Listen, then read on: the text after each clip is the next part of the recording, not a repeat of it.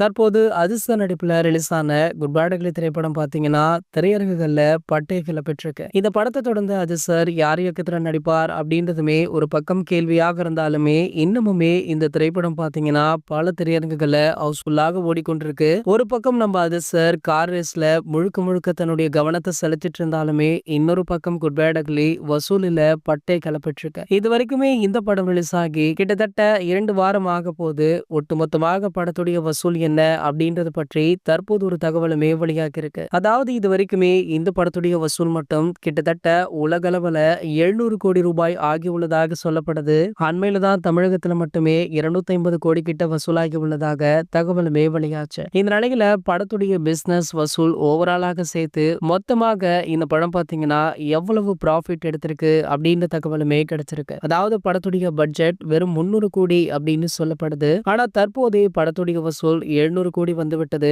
அது மட்டும் இல்லாம படத்துடைய ப்ரீ பிசினஸுமே கிட்டத்தட்ட 700 கோடிகளுக்கு மேல ஆகியிருக்கா. ஓவராலா பாத்தீங்கன்னா 1500 கோடி கிட்ட வந்திருக்கும். அதுல 300 கோடி பட்ஜெட் எடுத்துட்டா கிட்டத்தட்ட 1200 கோடி கிட்ட இந்த படம் ஒரு மிகப்பெரிய லாபம் கொடுத்த படமாக இருக்கா. சோ அதிர்ஷ்டருடைய கெரியர்லேயே அதிக லாபம் கொடுத்த படமாக இந்த குட் பேட் அக்லி படம் இருந்திருக்கு அப்படின்னு தற்போதுமே ரசிகர்கள் இந்த படத்தை தலையில தூக்கி வைத்து கொண்டாடிட்டும் இருக்காங்க. இது போன்ற சினிமா செய்திகளை பத்தி நீங்க உடனே தெரிஞ்சுக்க நம்மளுடைய தமிழ் நியூஸ் எக்ஸ்பிரஸ் சேனலை மறக்காம சப்ஸ்கிரைப் பண்ணிக்கோங்க.